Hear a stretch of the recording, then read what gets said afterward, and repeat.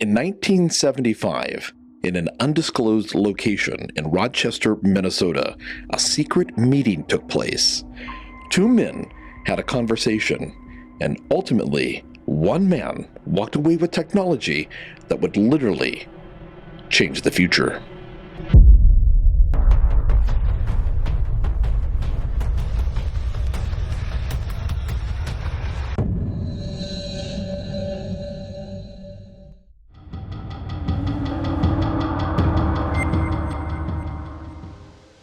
Hello, and welcome to Rope. If you like ideas about time travel, or you just want to know a little bit more about John Titor's time travel story, then stick with us, because we're going to share a never-heard-before linear version of John Titor's life. You've never heard John Titor shared like this. Many people have shared the John Titor story, but most of them do it from basically the same point of view, and they're really not all that interesting. They all state that it started with a mysterious fax to Art Bell in 1998. Then they give a few highlights of John's life. They talk about Civil War, mad cow disease, and World War III. And maybe they throw in a couple of tidbits that you haven't heard before, and then they all share the reasons why it's already been debunked. And after you've seen one of those videos, well, it's like you've seen them all. What hasn't been done yet is a video detailing John Titor's life from his birth to when he popped into our timeline to when he left.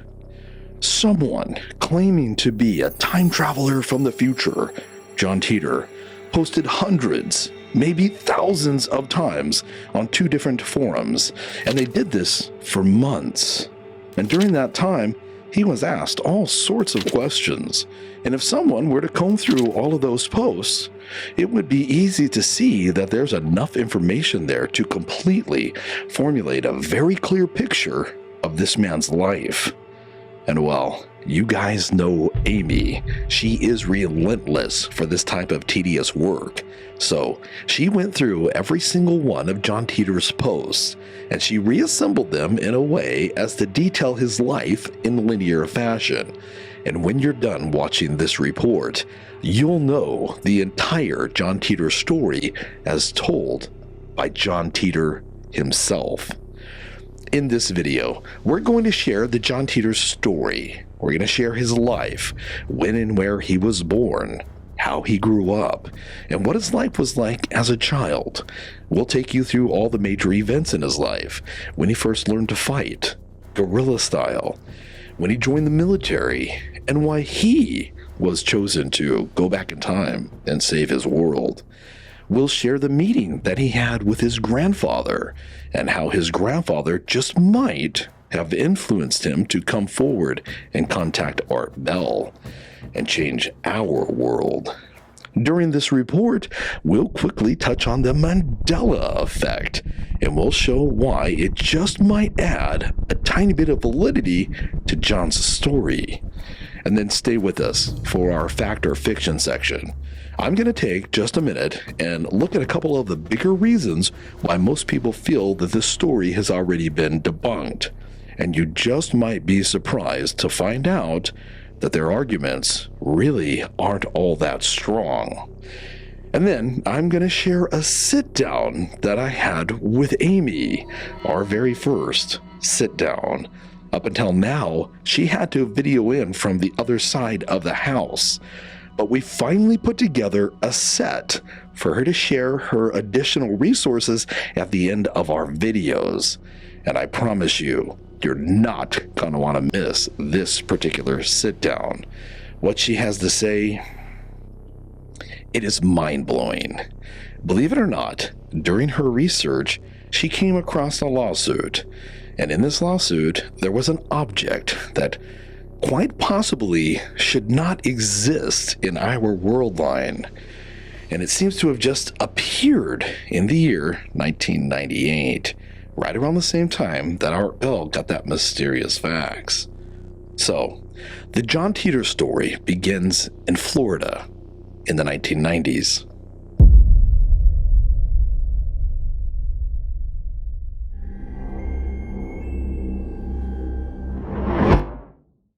To get a good idea of what life was like when John entered the world, one really needs to take a look at Florida in the 1990s. So, what was that like?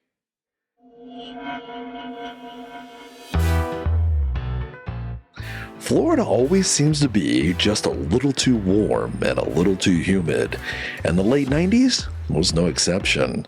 Hot days and warm nights seemed to prevail even through the thickest of cloud covers. Living near the ocean, people took advantage of the many beaches up and down the Florida coastline. Some say that the 90s was the last decade of innocence, with TV shows like The Fresh Prince of Bel-Air, Seinfeld, and Friends. Great movies came out during that decade. There was The Titanic, Forrest Gump, and Jurassic Park. Then, in 1997, tragedy struck the world as everyone mourned the sudden passing of Princess Diana, in a car accident that many would later come to believe was a conspiracy to get rid of her. And in the very following year, in an unassuming single-family home, a child was born who would one day be chosen to travel back in time and save his world. John Titor was born to a loving family in an upper-middle-class home somewhere between January 1st and February 2nd of 1998. He had a strong anchor in life with the support of those who loved him, giving him a solid upbringing. His family had strong views on education, so he was homeschooled, which allowed him to take advantage of an already above-average intelligence. Each year, his family would take a vacation, and his favorite vacation spot was Disney World, with Daytona Beach following up as a strong second. While he was still very young, his timeline diverged from ours. Political stresses within the United States began to rise, and although he couldn't quite understand the bigger picture just yet, he definitely felt the tension.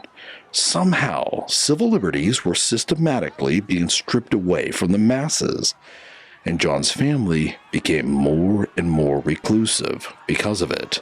They limited their time in public, they kept to themselves, they stayed indoors.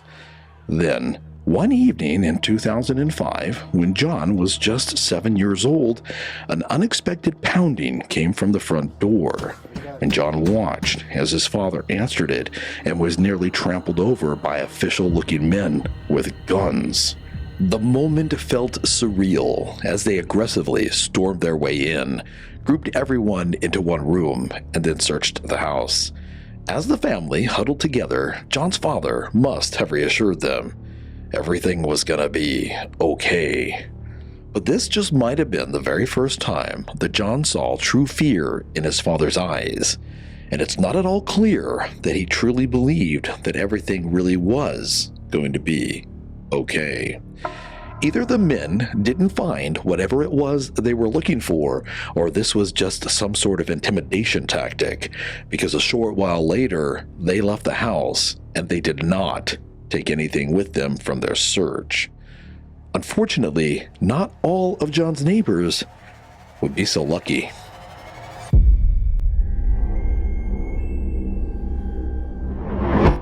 After John's house was raided, tensions in the family were high. Everyone was on edge, and John, he couldn't help but be filled with anxiety every time that he heard a loud knock coming from the front door. And he watched from his window as his neighbors were also visited by those official-looking men with guns. Several of his neighbors seemed to have had the exact same experience that John's family did, where these men would show up, storm in, linger for a bit, and then leave empty-handed. But at least one of the families on his block wasn't so lucky, because during their raid, some of them were actually arrested and taken away. Shortly after that, John's father announced that the family was moving, and before John knew it, the car was packed and they were heading out of the city. From that day forward, John's life would never be the same. The family reestablished themselves in a small farming community in central Florida. And that was when John learned that the country had split into two. What a traumatic thing to learn at 7 years old. He was told that the people were on one side and a tyrannical government who had retitled itself the American Federal Empire, or the AFE, was on the other. It was full-blown civil war. Americans were killing Americans, and John's family did its very best to stay out of the way. While the war raged for income, John traveled with his father up and down the Florida coastline, selling oranges and other supplies to newly formed communities. Doing this type of work during wartime was nerve-wracking, and occasionally John and his father would have to abandon their oranges and other supplies and run. Every once in a while, they would be forced to stop and to fight, which was never a good experience. Over the next few years, John got really good at running, hiding, and fighting. And then, hardened and seasoned, at just 13 years old, John joined a ragtag rebellion group of fighters, and that is when he learned what war really was.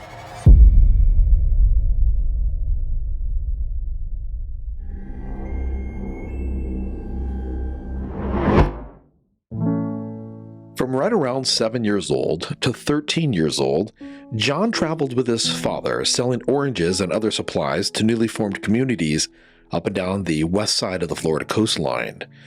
But he also kept tabs on the war from a distance, and with each day that passed, he developed a stronger and stronger desire to jump in and do his part for freedom. Eventually, and unfortunately, at just 13 years old, he joined a group of freedom fighters called the Fighting Diamondbacks. Before joining, John thought that he had been involved in the war, but he quickly learned that running, hiding, and occasionally fighting isn't war.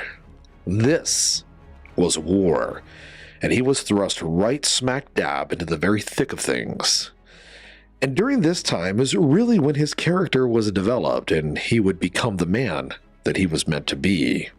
Without getting into the details, John witnessed dozens of killings, and although we can't confirm this from John's online posts, we can extrapolate just by the nature of war itself that many of the people who died were John's comrades, and most likely his friends.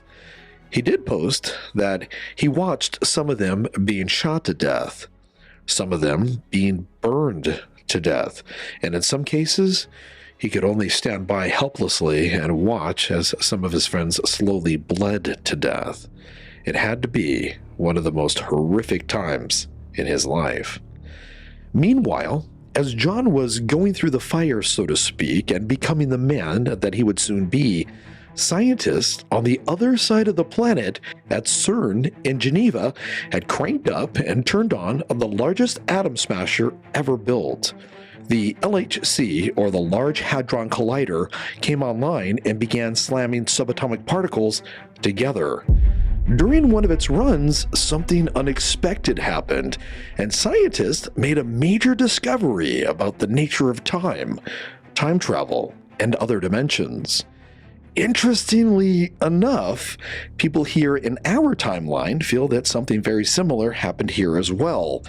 Many people believe that when the Large Hadron Collider was cranked up, it somehow affected time.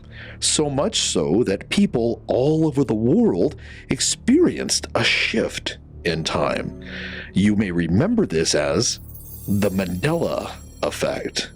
Now, here is the very interesting part about this.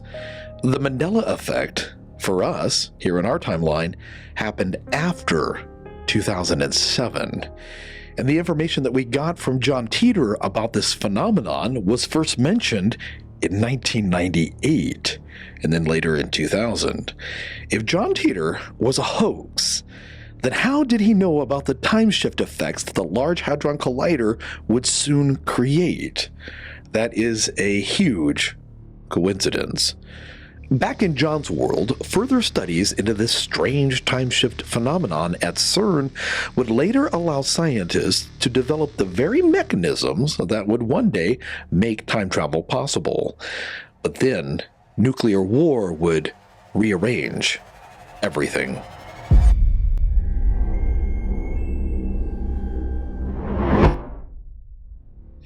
While the United States was locked in this civil war, Russia was working behind the scenes, and they were formulating a plan to take advantage of a divided country. And in 2015, they launched nuclear missiles at America. Jacksonville, Florida was the very first city to get hit, and it was quickly followed by several others like New York, Los Angeles, and Chicago. Over the next several hours, dozens of other cities were hit, and they were instantly pulverized. The United States, of course, fired back, and for a half a day, the entire world was lit up like a Roman candle in a matchbox full of dynamite. And when the smoke cleared, well, 3 billion people had been evaporated from the surface of the planet, and the entire social, economic, and political landscape of the world was rearranged. The tyrannical government that John was fighting was gone. So was the European Union and the Chinese Communist Party. Shortly after the very last nuke took out its target, the war was over. Each country was just too busy trying to dig themselves out of the rubble to worry about continuing the fight. After the war, the world was a very different place, one where John, after a lifetime of living like a fugitive, could finally relax and spend some time with nature. Then, in 2029, he took advantage of a military-sponsored program and he became a student at the University of Florida, and he graduated in 2034. Now, during this entire time, those scientists over at CERN had never stopped working on trying to understand and perfect time travel. And in the same year that John graduated college, 2034, and with the help of General Electric, believe it or not, the very first time machine was built. Once time travel had been firmly established, well, volunteers were needed to test and then travel through time. John heard about the program, and he applied, and he was accepted. John was among the very first to go through the training process, and he finished training in March of 2035, and immediately after that, he was ready for actual in-the-field time travel missions. And then, in April of the following year, he was chosen to jump back to 1975, grab a computer, and save his world.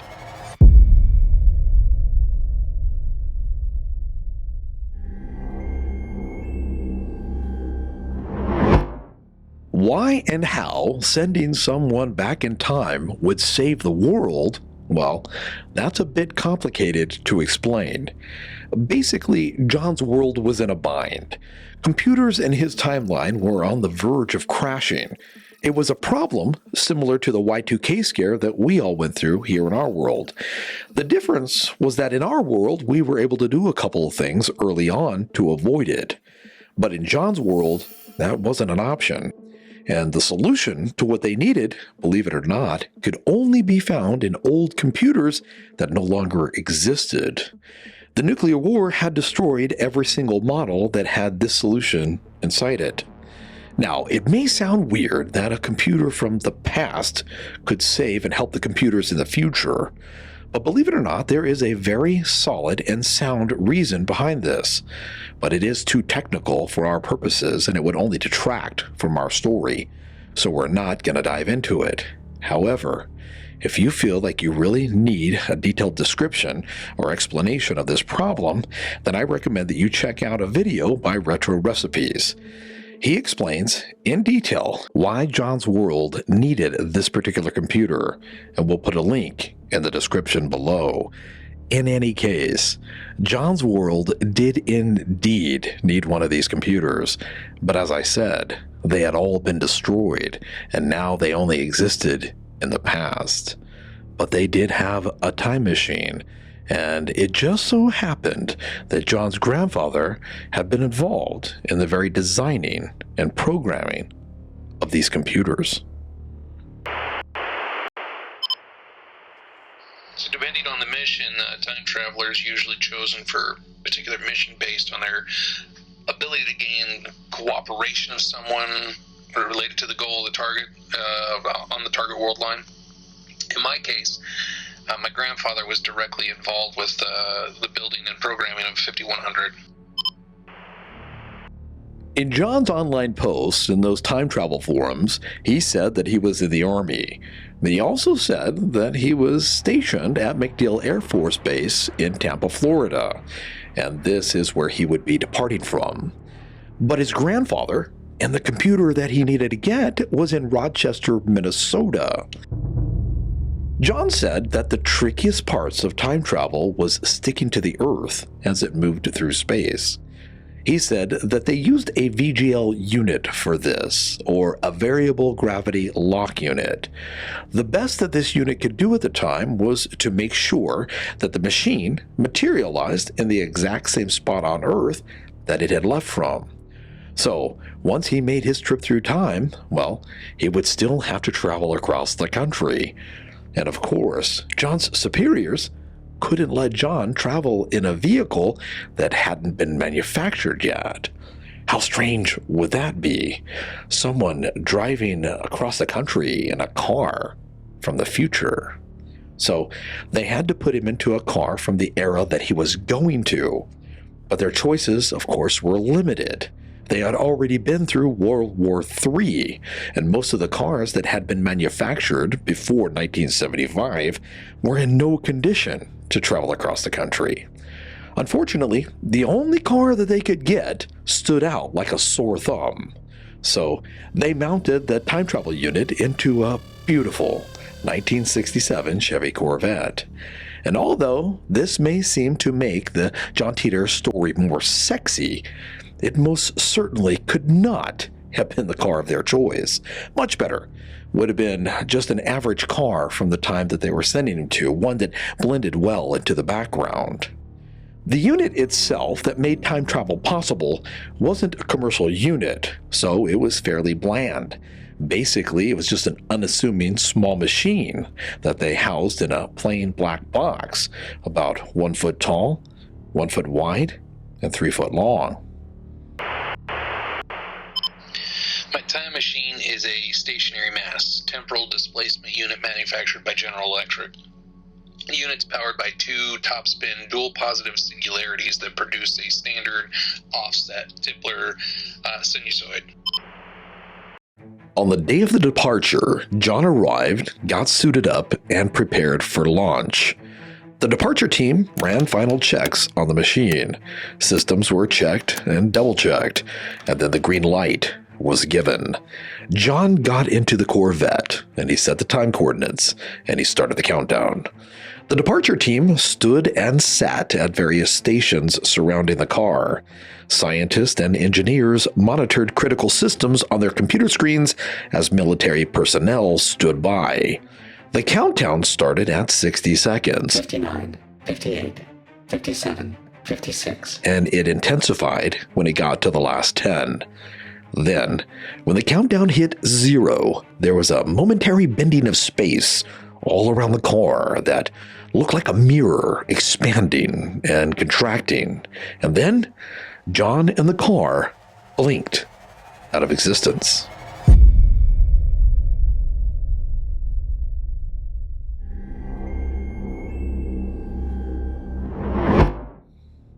The departure team in 2036 watched as space bent all around the Corvette and then pulled it into the past, leaving an empty space where it had just been. But John, inside the car, had a very different experience. The unit has a ramp-up time after the destination coordinates are fed into the computers. An audible alarm and a small light start a short countdown, at which point you should be secured in a seat. The gravity field generated by the unit overtakes you very quickly. You feel a tug toward the unit, similar to rising quickly in an elevator, and it continues to rise based on the power settings the unit is working under. At 100%, the power, the constant pull of the gravity can be as high as 2 Gs or more, depending on how close you are to the unit. There's no serious side effects, but I try to avoid eating before a flight. No bright flash of light is seen. Outside the vehicle, it appears to accelerate as the light is bent around it. We have to wear sunglasses or close our eyes as this happens due to short bursts of ultraviolet radiation. Personally, I think it looks like driving under a rainbow. After that, it appears to fade to black and remains totally black until the unit's turned off. We're advised to keep the windows closed as a great deal of heat builds up outside the car. The gravity field also traps a small pocket of air around the car and acts as your only O2 supply, unless you bring compressed air with you. The pocket only lasts for a short period, and the carbon sensors tell us when it's too dangerous. The C204 unit is accurate from like 50 to 60 years a jump, and it travels about 10 years an hour at 100%. You do hear a slight hum as the unit operates, and when the power changes or the unit turns off, there's a great deal of electrical cracking noise from static electricity. The Corvette materialized in 1975 in the exact location that it had left from, only now it was 61 years into the past. The exact time of arrival had been carefully calculated and chosen as to minimize the possibility of anyone witnessing a car popping in from out of nowhere. Once John arrived, he immediately headed for Rochester, Minnesota. The drive was uneventful, and he was very careful to minimize his interactions with the past. During his training, he learned that every interaction, no matter how small, has an impact on time and changes the future from its original path to something different. Of course, in order to get the IBM 5100, John would have to interact with his grandfather. So when he got to Rochester, he located his grandfather, and then he waited. And when the time was right and his grandfather was alone, he made contact. When I approached my grandfather in 1975, it took me a while to convince him I was who I said I was. He said something I never forgot, and I've heard some of y'all allude to it also. After looking at the unit, he turned to me and he said, either you've escaped from a sane asylum or you're a time traveler. As the weeks went on, it occurred to me that both were just as threatening and dangerous to him, and I'm not sure he ever decided which one was worse. Once John convinced his grandfather that he indeed was the person who he said he was, and that the future truly was in danger and needed the 5100 to solve the problem, his grandfather agreed to help. But he also made a very strange request. He asked John to stop in around the year 2000 and visit his family. Now, John's posts about this request are very vague, so we can only speculate as to why he made this request. But there are some people out there who surmise that during their conversations, in order to gain his grandfather's belief, John would have had to have told him some things about the future. So he probably told him about the coming disasters, the Civil War, the World War, and his grandfather most likely did not like such a dark future for his offspring. So it's thought that this is the reason that he asked John to stop in and see his family and his younger self just before everything went south. The speculation is that once John stopped in and saw his family, spent some time with him, saw little John just before everything took that terrible turn for the worse, well, maybe John would become emotionally attached, and then perhaps he would want to help to create a new timeline for his family and his younger self, one where civil war never happens and nuclear bombs don't destroy the planet. But as I said, we really don't know why John's grandfather made this request. In any case, John promised that he would make that stop, and then he took the computer and he left for the future.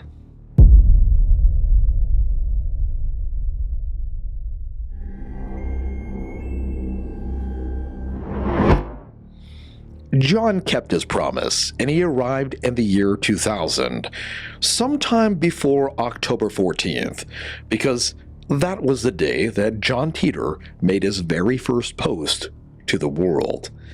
Now, for those of you who know the John Titor story, you may think that we missed something because, well, John Titor sent those 2 faxes to Art Bell in 1998. But for John, that hadn't happened yet, and people sometimes get confused at this part. See, John first went to the year 2000, and he stayed there until March of 2001. And then he went back to 1998 and he sent those 2 faxes to Art Bell. In those 2 faxes, he talks about this foreboding and mysterious anomaly in the year 2564, where everything just blinks out of existence. It's kind of creepy, actually. He says that many people believe that something happened in or around the year 2000 that creates a domino effect that completely ends reality as we know it in 2564. But he also talks about the attachments that he's made in and around the year 2000, and he says that it's because of those attachments that he's reaching out to Art Bell in an attempt to possibly help us change our future. I've been on this world line since April of this year, and I plan to leave soon. Typically, time travelers do not purposefully affect the world lines they visit. However, this mission is unusually long, and I've grown attached to some of the people that I've met here. Anyway, for my own reasons, I've decided to help out the world line by sharing information about the future with a few people in the hope that it'll help their future. I'm contacting you for the same reason. Perhaps this is what his grandfather was hoping for him to remember the love, get emotionally attached, and then decide to help our world line. Many people believe that because of his actions back in 1998, we avoided Y2K, Civil War, World War, and many other disasters that we were surely heading for.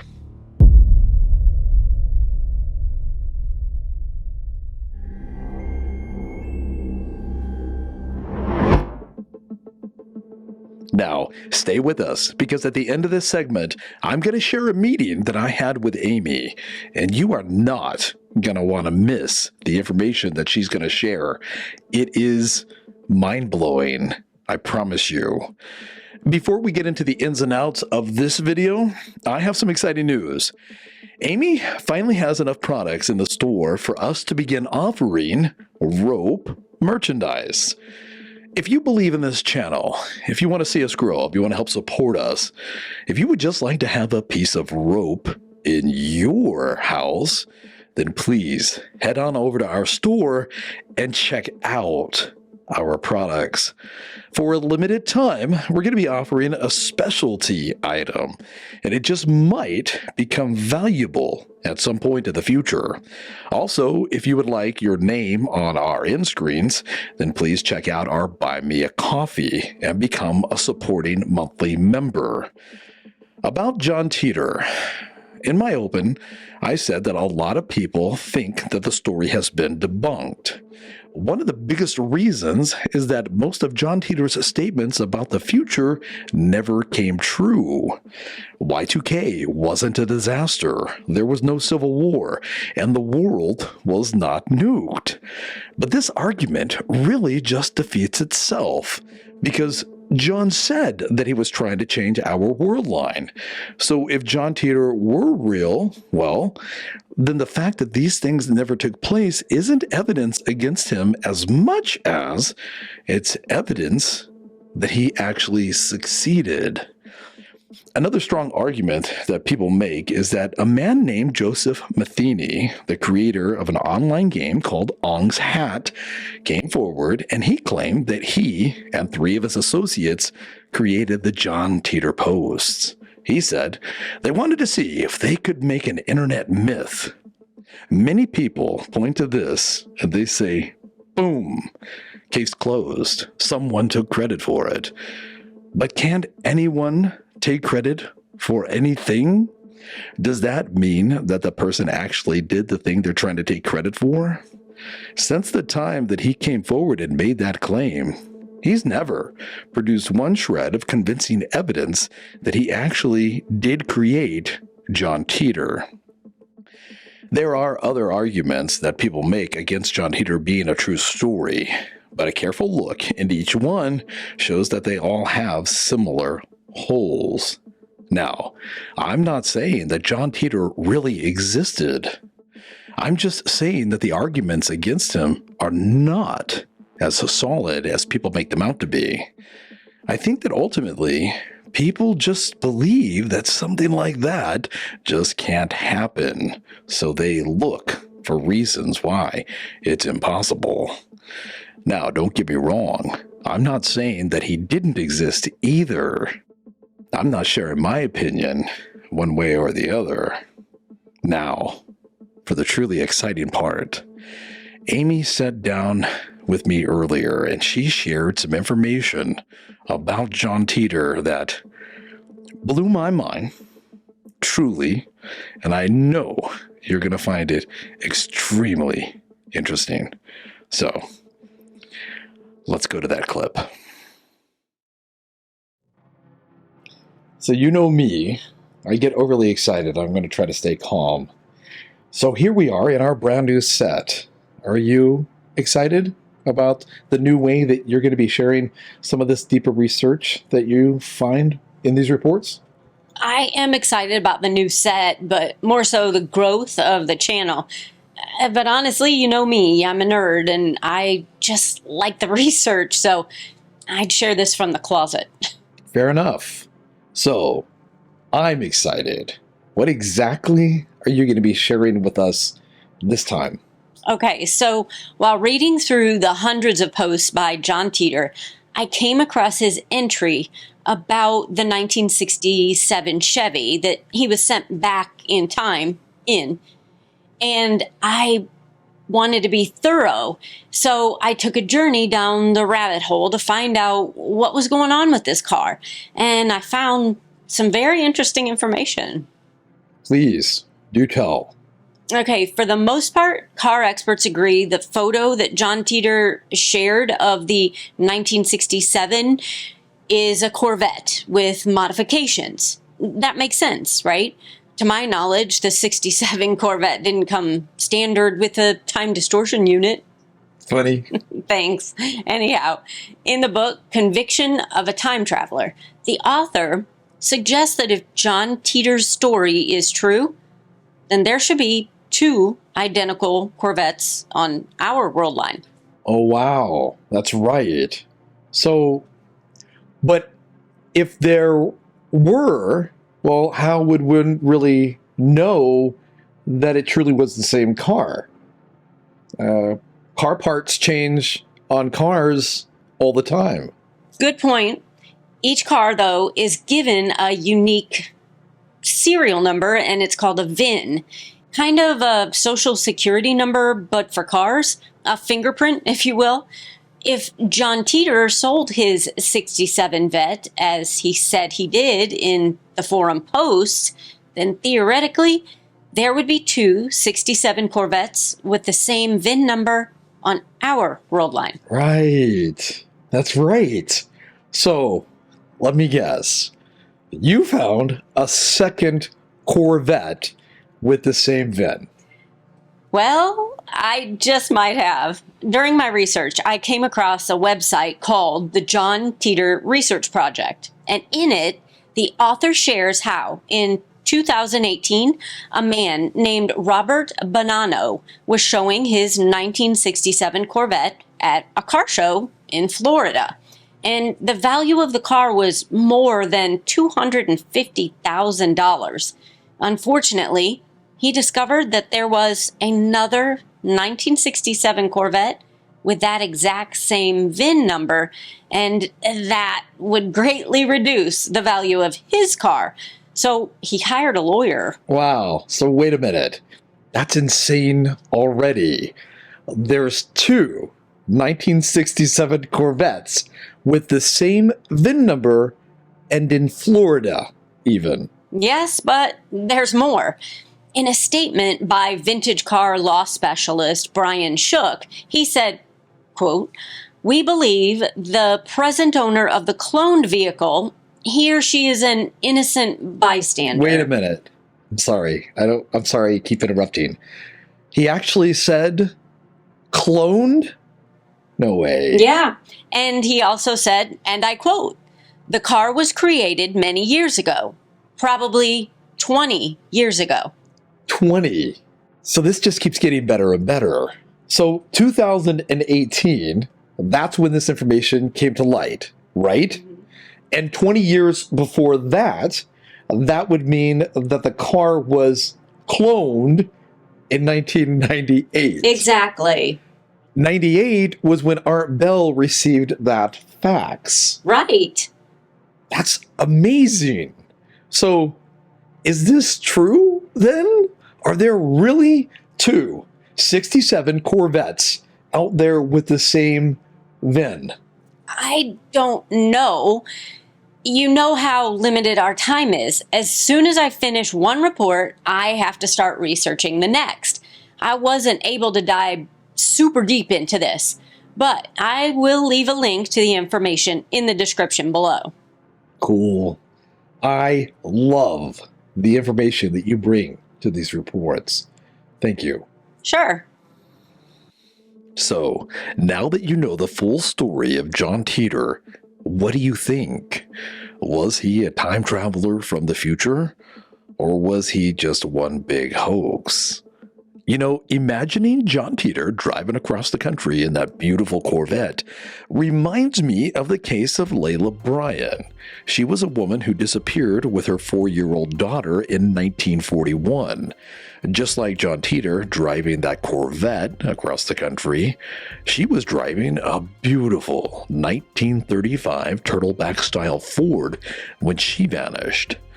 Then, nearly 30 years later, 2 men saw what appeared to be the exact same car being driven by Layla Bryan.